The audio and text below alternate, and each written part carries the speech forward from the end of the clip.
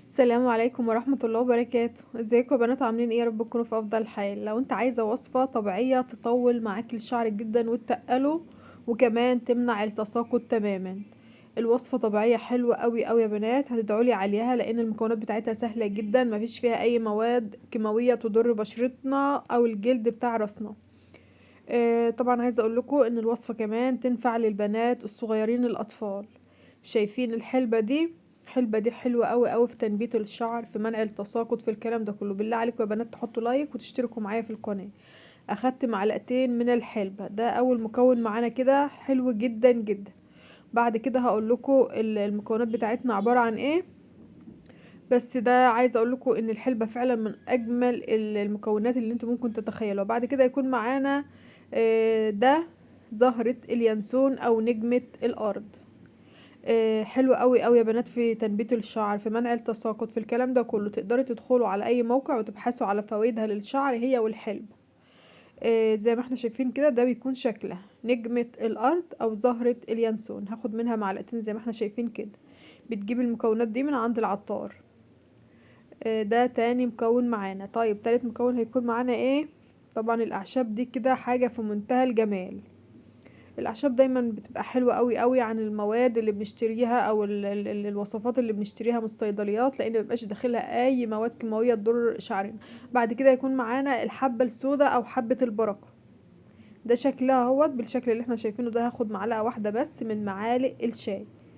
طبعا كلكم عارفين الحبة السوداء او حبة البركة ممتازة في إنبات الشعر، ممتازة في منع تساقط الشعر. لها طبعا شغل حلو قوي قوي في الوصفات اللي بتدخل في الشعر. لها فوائد جميلة جدا، من أجمل الحاجات اللي انتم ممكن تتخيلوها. الحبة السوداء وحبة والحلبة، دول أجمل مكونين معانا كمان في الوصفة بتاعتنا، لأن أنا عارفة هم قد ايه بيطولوا الشعر. ده بعد كده هيكون معانا الروزماري او اكليل الجبل. وطبعا انا ما كانش عندي النهارده اللي هو الفريش، فاستخدمت المجفف. برضو بتجيبوه من عند العطار وهو بيكون بالشكل ده. ده بيكون اسمه الروزماري او اكليل الجبل. هايل في تطويل الشعر.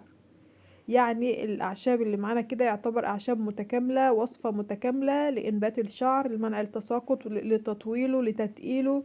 وبينفع للاطفال الصغيرين. لسه برضو معانا بقية المكونات، بس ده انا هنزلها على البوتاجاز كده لمدة ربع ساعة على نار هادية، واحط عليها حوالي كوباية مية كبيرة. هسيبها بقى على البوتاجاز لمدة 15 دقيقة لحد ما تسرد كل الفوائد اللي في الاعشاب اللي معانا. ده الشكل بتاعها اهوت يا بنات.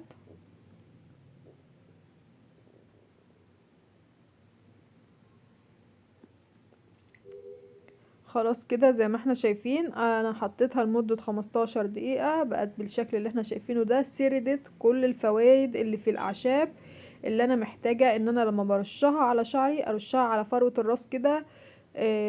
تنبت معانا الشعر، تمنع التساقط، تطول الشعر، تتقله الشعرية كده بتلاقوها تخينة جدا. هنبدأ نصفيه بقى كده وبعدين ننزل بقية المكونات بتاعتنا. طبعا انا لما بقول لكم لما سردت ما نزلتش كميه بقى كبيره زي ما احنا شايفين. هو ده الكميه دي حلوه قوي قوي، تقضينا مرتين تلاتة. بعد كده هيكون معانا فيتامين هي. البنات بقى اللي عندها انيميا وعندها تساقط في الشعر، محتاجين فيتامين يدخل للشعر، فانا هاخد كبسوله من فيتامين هي، بتجيبيه من الصيدليه، وده تركيز 400. يا ريت يا بنات تحطوا لايك وتشتركوا معايا في القناه.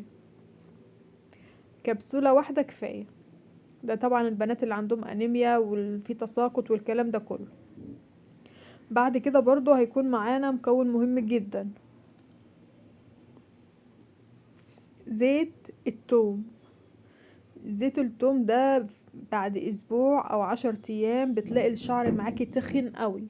طالما الشعر يطلع من الجذور تخين، اعرفي ان شعرك كده هيطول على طول. الشعرية طالما طالعة متغذية بيطول معاكي على طول. زيت التوم ده العبوة دي ازاز مركزة، بتجيبيها من عند العطار، بتبقى اكتر تركيز من العبوات الكبيرة. اخدت طبعا معلقه من معالق الشاي منه، تكفي على المجموعه المي اللي سرد معانا من الاعشاب. طيب هنجيب بقى كوبايه ونبدا نفضيه كده في البخاخه بتاعتنا. لو انت تستخدميه لنفسك او لبنوتك، بتحاولي تدخلي ترشي على فروة راسك وتعملي تدليك لفروة الراس علشان تنشطي الدورة الدموية في فروة راسك.